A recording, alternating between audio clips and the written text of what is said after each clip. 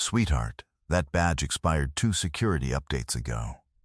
Step aside for the line that actually matters today. Major Thomas Kessler's voice cut through the gate checkpoint like a blade scraping metal, and 41 Marines waiting in the credential line felt the morning drop 10 degrees colder. The AC unit inside the guard shack hummed at a pitch just below annoying. Somewhere past the barrier, a fuel truck idled. Diesel and salt air mixing into something that smelled like every naval base on the Pacific coast. Boots shuffled on concrete behind the vehicle barrier. A radio crackled twice with routine traffic nobody bothered to answer.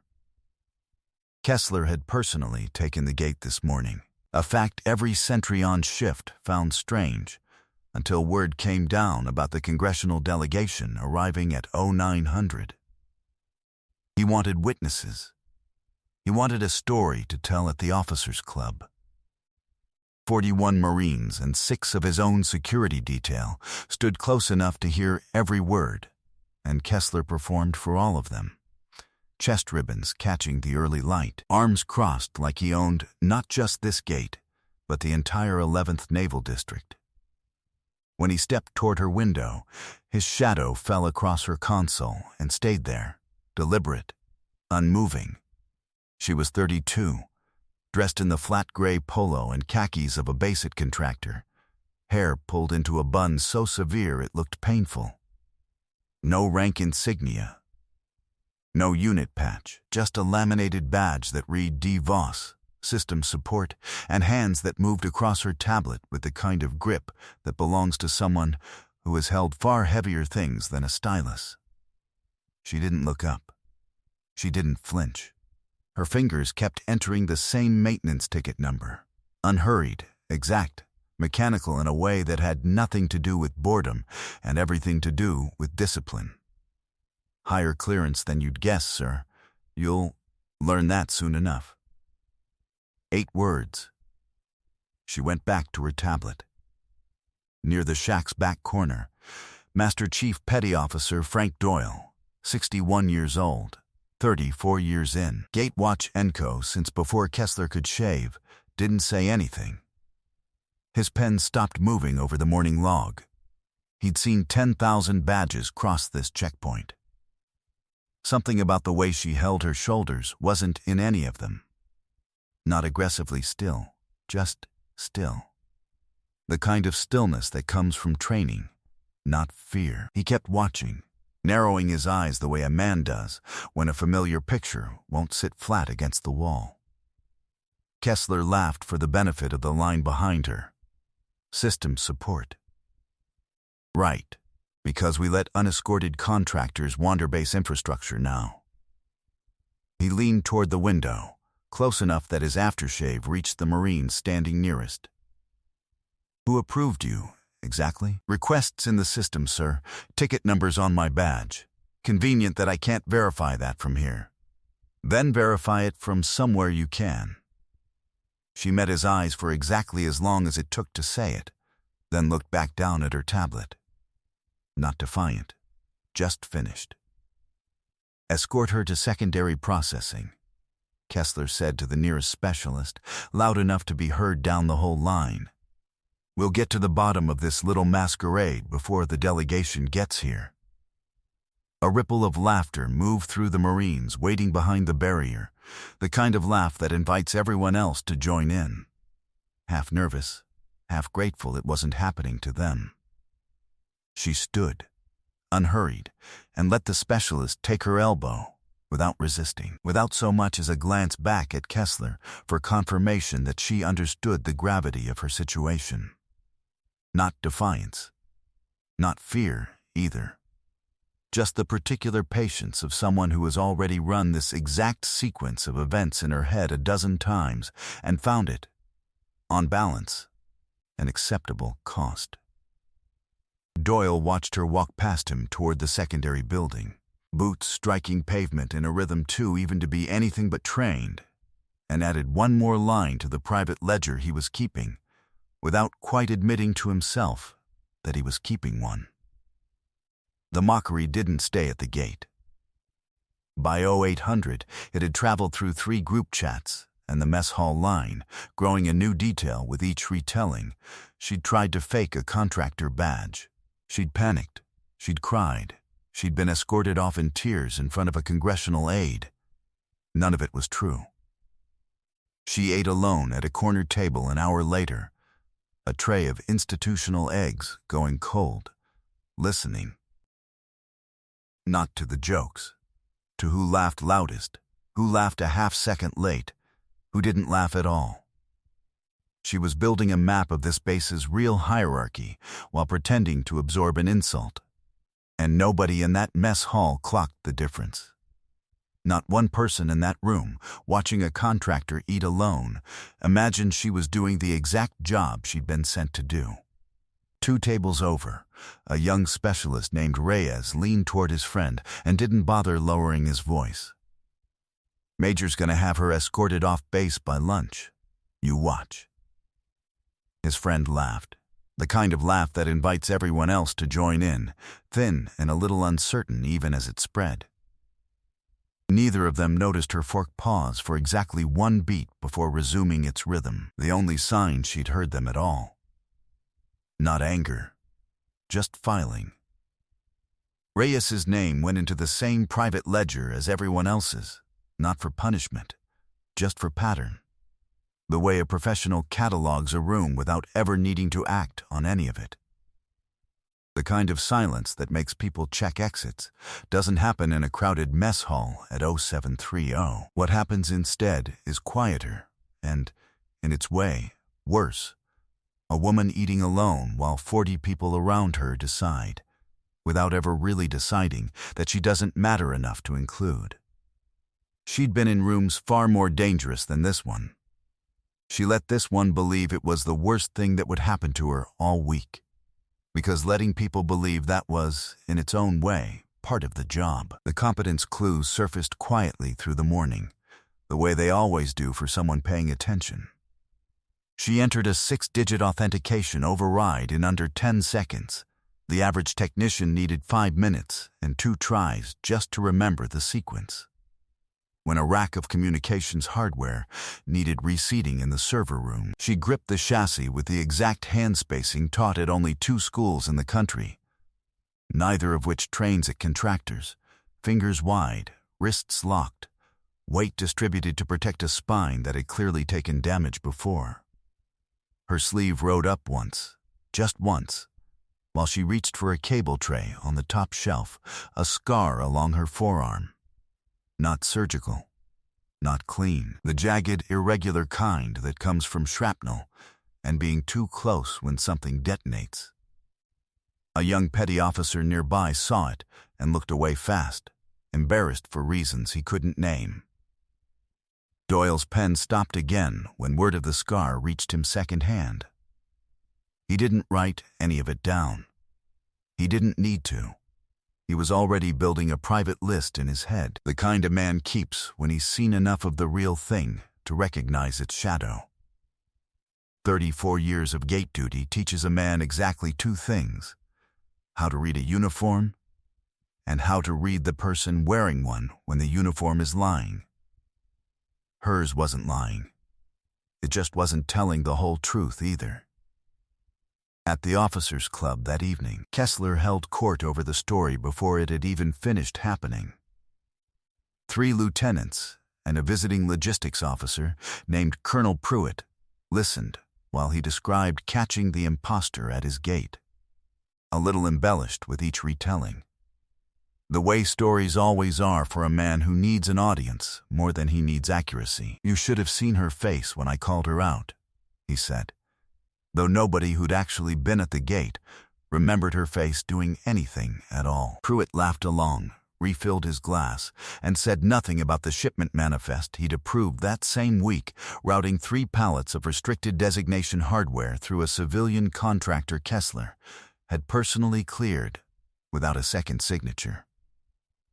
Neither man mentioned it because neither man had any reason yet to think anyone was watching. That was, of course, the entire point. She spent that night in the guest quarters assigned to visiting contractors, door locked, laptop open on a desk built for someone half as careful as she was. not sleeping. Cross-referencing delivery manifests against flight logs against a photograph 3 states away that still refused to resolve into a face. Somewhere in this base's paperwork was the name that connected Kessler's careless signatures to a courier network that had, 18 months earlier, gotten 7 of the best men she'd ever served beside killed by an ambush their own supply chain had made possible. She didn't need Kessler destroyed for its own sake. She needed him rattled enough to keep making mistakes, careless enough to keep talking to people he shouldn't, arrogant enough to never once suspect that the woman he was mocking at his own gate was the one reading his signature on every irregular manifest that crossed this base. The afternoon brought the official escalation. Kessler, unsatisfied with a joke that hadn't landed the way he wanted, opened a formal credential verification request through base security, the kind normally reserved for actual threats, not for contractors with a paperwork discrepancy. She was pulled into a side office for questioning, 2 junior security specialists flanking the door like the moment required backup. The office smelled like burnt coffee and old carpet glue. A single fluorescent tube overhead flickered every 11 seconds, a tick nobody had bothered fixing in years. Her answers came in 3 to 5 words, never more, never defensive, never explaining more than what had been precisely asked. "What time did you badge in?" 0540, sir. Why so early? Lighter network traffic. Convenient timing. Wasn't convenience. Was planning. Planning for what? Efficiency, sir. A pause. Exact and unhurried. Nothing more sinister than that. You understand how this looks. I understand exactly how this looks. She held his stare a half-second longer than comfortable. That's not the same as it being true.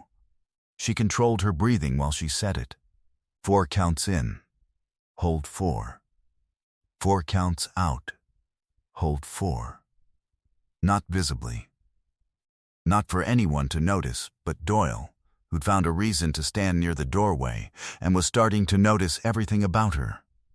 The rhythm of her breath, the stillness of her hands, the way her eyes tracked exits without ever seeming to move. The afternoon brings new indignities. By 1400, someone had taped a printed joke to the break room corkboard, a mock security clearance form with her name misspelled, and a redacted line that read "actual job," standing around looking suspicious. Nobody claimed credit. Nobody had to.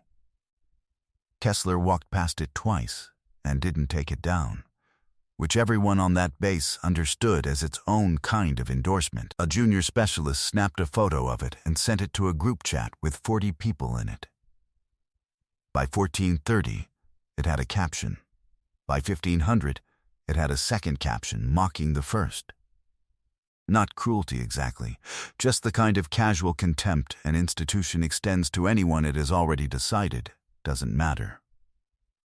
She spent the early afternoon in the network closet behind the communications building, ostensibly finishing the maintenance ticket that had gotten her onto base in the first place, actually cataloging something else entirely.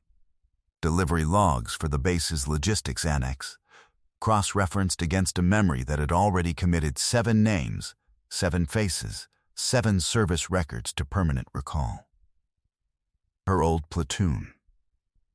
Task Force Obsidian, 6 months dead in an ambush outside a compound that should never have been compromised. Killed by intelligence that leaked from somewhere inside a supply chain exactly like the one running through this base. She wasn't chasing a ghost. She was chasing the person who'd made those 7 men into ghosts in the first place. And every hour she spent absorbing Kessler's contempt was an hour closer to a name on a manifest nobody outside 3 agencies knew she was hunting. By 1600, the pattern had a name among the junior security staff, though none of them said it aloud where Kessler could hear it.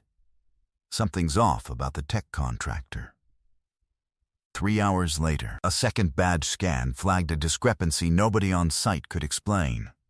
Her credential pulled a partial match against a records system that wasn't supposed to be visible to gate-level security at all. A flicker of a classification marker that vanished from the screen before the technician running the scan could screenshot it. He mentioned it to his supervisor. His supervisor mentioned it to Kessler. Kessler, hearing classification marker and understanding none of what it actually meant, decided it confirmed fraud instead of the warning it actually was.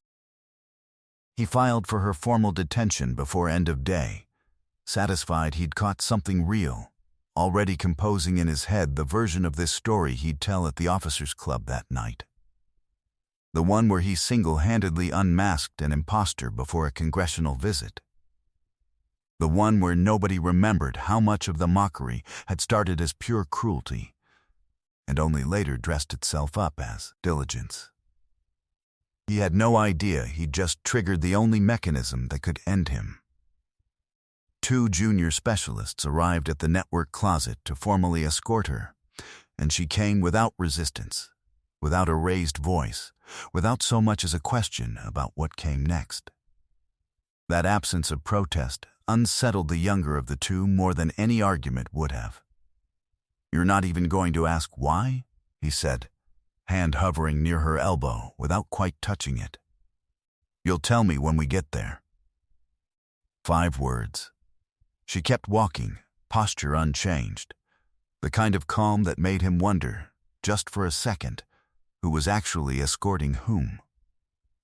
Word reached Kessler's office before they did. He met them in the corridor outside the holding room, arms crossed, chest ribbons still catching the fluorescent light the way they'd caught the morning sun at the gate. "Should have known better than to test me twice in one day," he said, loud enough for the specialist to hear, performing for an audience that had shrunk to exactly 2 people who no longer seemed impressed. She didn't answer him. She looked past him instead, toward the door, toward the room waiting on the other side of it, and something in that lack of fear needled at him in a way he wouldn't have been able to name if asked. The holding room measured 9 feet by 11. Painted concrete block, gray over gray, the paint peeling at one corner near the floor where moisture had worked its way in over decades. A metal bench bolted to the wall, cold enough to feel through fabric within minutes. A window near the ceiling showing a narrow strip of sky and nothing else. The smell of disinfectant losing its argument with something older underneath. Mildew, maybe, or just decades of other people's fear soaked into concrete that never quite airs out. She sat with her hands flat on her knees, spine straight, not the posture of someone waiting to be scolded, but of someone waiting for a timer to run out. This is the near-fail moment. The point where anyone watching from outside would think it's over for her. Caught, flagged, locked in a room with concrete walls and a ceiling window that only shows sky. Except games have rules, and she is about to show every person in this building that they've been playing an entirely different one than they thought. Her watch read 16:47. In 23 minutes, her handler at the regional field office would flag her missed check-in and escalate to priority status, the first domino in a chain she'd built months before she ever badged onto this base. In 63 minutes, a dormant authorization protocol, one she'd set in motion 3 months earlier, buried in paperwork nobody at this base had clearance to read, would activate automatically, pulling her full operational file into 3 separate command channels at once. In approximately 2 hours, people with considerably more stars on their shoulders than Major Thomas Kessler would arrive at this gate, and he was going to learn the difference between authority he'd been handed and authority that has to be earned. Nobody had thought to take her watch. That was the plan. That had always been the plan. 3 months of paperwork. 3 months of quiet arrangements with people who owed her favors from a war nobody talked about at dinner parties. All of it converging on this exact room, this exact hour, this exact silence she now sat inside like it belonged to her. She counted the water stains on the ceiling. Not out of boredom, out of habit. The same habit that once made her memorize exits in every room she entered before she'd even finished shaking a hand. 7 stains, roughly, depending on how generously you defined where one ended and the next began. 7. She let herself notice the number and nothing more, because dwelling on it wasn't the job either. Not tonight. Not in a room with a camera in the corner that someone was very likely watching. Footsteps passed twice in the corridor outside without stopping. Somewhere further off, a door slammed, then another. The ordinary percussion of a building that didn't yet know it was about to become the center of something much larger than a credential dispute.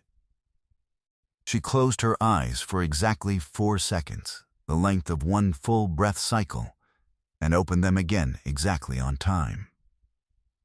Doyle found an excuse to walk past the holding room twice in the next hour, clipboard in hand, eyes doing more work than his feet.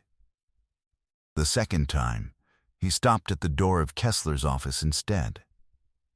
"I'd be careful with this one," he said, quiet enough that only Kessler heard it over the hum of the office printer. Kessler didn't look up from his paperwork. "Careful of a contractor with a fake badge, Master Chief? Careful of whatever that badge actually is."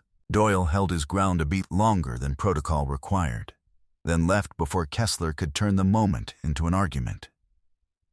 He'd said his piece. Now he'd watch, the way he'd watched for 34 years, patient as weather that doesn't match the forecast.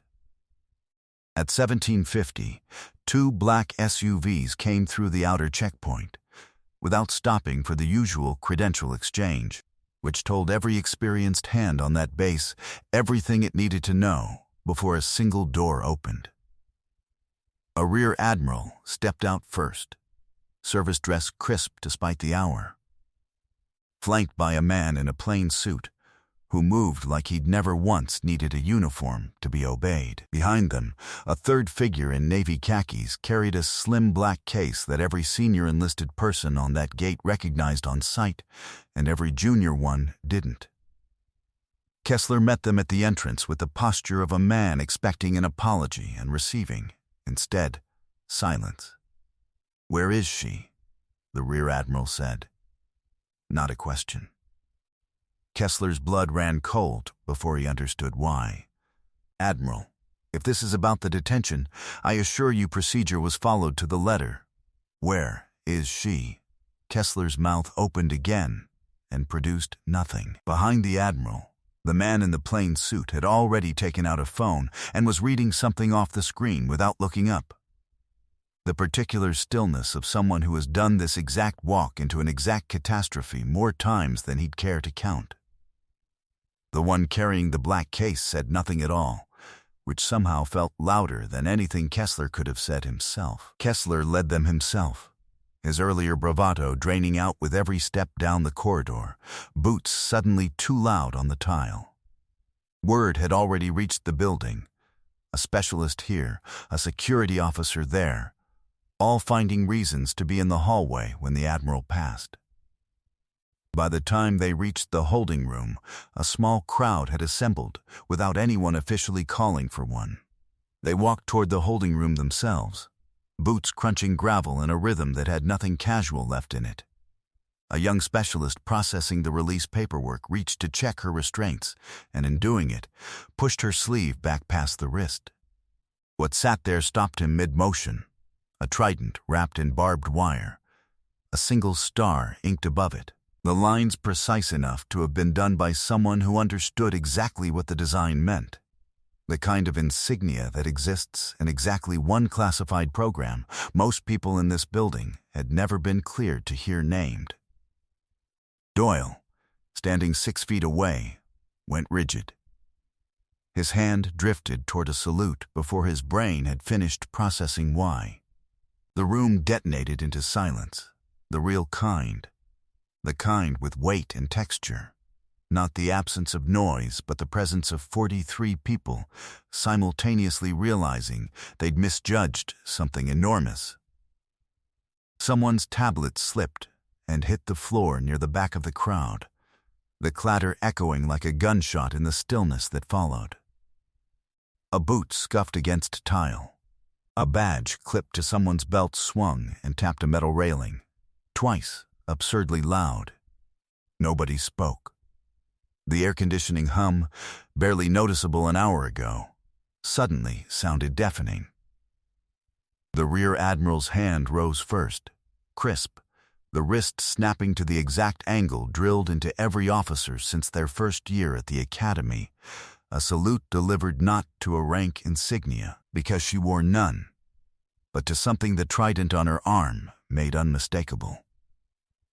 The suited man beside him followed a half-beat later, less precise, more reverent somehow, for its imperfection.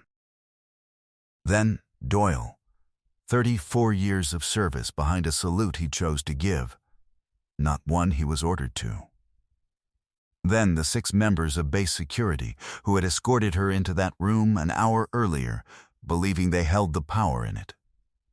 Then, one at a time, the remaining 36 witnesses who had gathered that morning to watch her humiliated, and stayed to watch something else entirely. 43 salutes, in total, rippling outward from a single tattoo like a stone dropped into still water.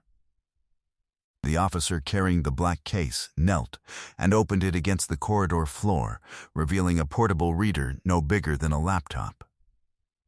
He held it beneath her wrist without a word, and the tattoo's embedded microchip, a detail invisible to the naked eye, sewn into the ink itself by a program with exactly 4 known technicians in the country cleared to perform it, returned a verification string that made the screen flash green once, then hold steady.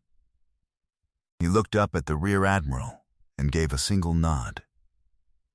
That nod did more to end Kessler's career than any accusation could have, because it meant the moment was no longer a matter of anyone's word. It was confirmed, time-stamped, and already logged in a system 3 agencies would be reading within the hour. Kessler's face cycled through surprise, denial, and something that looked uncomfortably close to fear. He did not salute. He could not make his arm move. Not paralysis exactly. Just refusal his body couldn't override in time. That, in the end, was worse than any speech he could have given. Every person in this room, including myself, answers to her authority, the rear admiral said, loud enough for the whole checkpoint to hear it exactly once. Commander Elena Voss. Naval Special Warfare, attached to a task force most of you were never cleared to know existed. Call sign Widowmaker. She has been on this base for 11 days, investigating a weapons diversion running through your logistics chain, Major. The same diversion that got 7 members of her platoon killed in an ambush your approved manifest made possible. A silence within the silence. Somewhere behind the crowd, a Marine who'd laughed loudest at the gate that morning went visibly pale, staring at his own boots like they might offer an exit he couldn't find any other way. Kessler didn't answer. There was nothing left to perform for. The bribes he'd taken to look away from irregular cargo manifests, the quiet approvals stamped without reading closely enough to notice what they cost, the deaths he'd never once connected to his own signature. None of it was theater anymore. Natchez agents were already moving through his office by the time base security walked him out, sealing filing cabinets, bagging a laptop that would say everything he'd spent 11 days refusing to say himself. The justice that followed was procedural, not dramatic. Formal charges read in a flat administrative voice. Quiet, handcuffs. No crowd to perform his outrage for this time. No chest ribbons left to catch any light worth mentioning. She didn't watch him go. She was already thinking about the next name on her list. You could have shown your credentials on day 1, Doyle said to her later, once the SUVs had cleared the gate and the crowd had finally scattered back to their posts, the ordinary hum of a working base slowly reasserting itself around them. Walked out clean before any of this started. Kessler wasn't the target on day 1. She watched the last vehicle disappear past the tree line. He was the only lead I had to whoever's running cargo above him. Every hour I stayed in that holding room was an hour closer to a name that matters more than his ever will. And now? Now I write the report. She said it the way other people talk about weather, flat and unbothered. There's always a next one. Doyle studied her a long moment, the way he'd studied badges for 34 years, looking for the seam where the story didn't quite match the surface. He didn't find one this time. That, he decided, was its own kind of answer. They mocked her badge. They forgot it carried the names of 7 men who never made it home, and that she had sworn on every one of them that the people responsible would answer for it. 3 days later, she stood alone on the seawall past the piers, the San Diego sky settling into deep copper, fading into violet as the sun dropped behind the harbor. Her watch read 1912. Somewhere out past the breakwater, gulls worked the last light for scraps. Indifferent to everything that had happened at that gate 3 days earlier, indifferent to the report already filed, the charges already read, the quiet machinery of consequence already turning without her. Doyle found her there, 2 cups of coffee in his hands, and sat down on the low wall beside her without asking permission, the kind of ease 34 years of service earns a man. "You didn't have to let it go that far," he said. "The detention, the holding room. You could have ended it faster. Faster isn't always cleaner."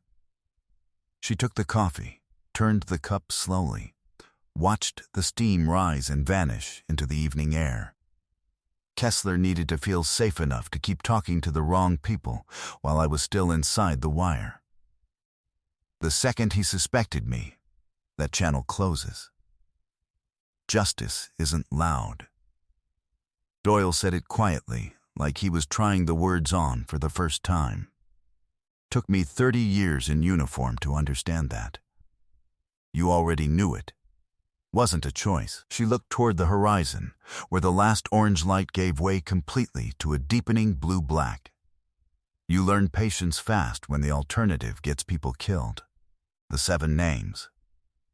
He said it carefully, half a question, the coffee going cold between his hands. That was your platoon. Mine, 1 word. Everything underneath it stayed exactly where she wanted it, private and unspoken. I've been the only name left off that casualty report since the day it closed. Doyle didn't offer sympathy. He'd spent enough decades around operators like her to know sympathy was the wrong currency here. He offered silence instead, and she seemed to prefer it that way, the 2 of them watching the last color drain out of the water without needing to fill the quiet with anything more. "Pruitt," she said eventually, without turning her head. "The logistics colonel who bought Kessler drinks the night I got detained. He's the one who signed the manifest that mattered. Kessler was careless. Pruitt was the reason there was anything to be careless with." Doyle absorbed that without visible reaction, another 34 years of instinct, keeping his face as still as hers usually was. "He's not on this base anymore. Transferred out Tuesday, I know." She finished the coffee, set the empty cup down beside her on the wall. "That's exactly why tomorrow starts somewhere else." He almost asked if she'd sleep tonight. He didn't. Some questions aren't his to ask, and some silences, he was beginning to understand, are a kind of answer all their own. Not victory exactly, just distance covered. 7 names closer to closed, 1 manifest thinner than it had been a week ago, and a base full of people who would think twice from now on before deciding what a quiet contractor with an old badge was or wasn't capable of. That was worth something, even if it wasn't the thing she was actually chasing. 1 name from the manifest still had no face. A courier photographed once on a loading dock camera 3 states away. Features blurred by rain and a bad angle, present at every shipment that mattered, and gone before anyone thought to look twice. Somewhere, that name was still moving through supply chains nobody official was watching yet.